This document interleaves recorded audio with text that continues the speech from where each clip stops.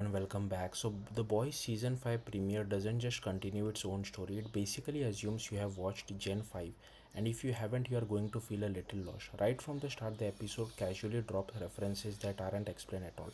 For example, there's a moment where Homelander mocks Sister Stage about someone named Thomas Godalkin. If you haven't seen Gen 5, that name means nothing, but he's actually a major figure from the spin off, both a powerful protagonist and someone personally connected to Sage. The show even folds him into its ongoing deepfake AI narrative, suggesting that the crimes tied to him can be dismissed as fake, which mirrors how truth is constantly manipulated in this world. Then a much bigger reference that flies almost too quickly.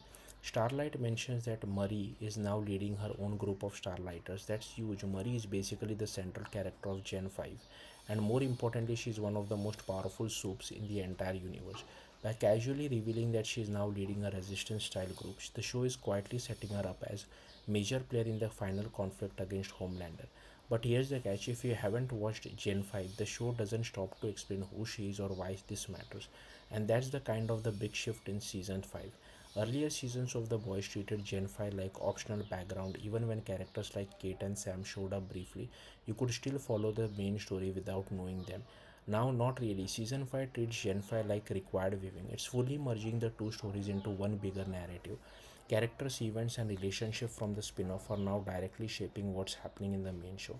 And that's both exciting and risky. If you have seen Gen 5, this feels like a payoff.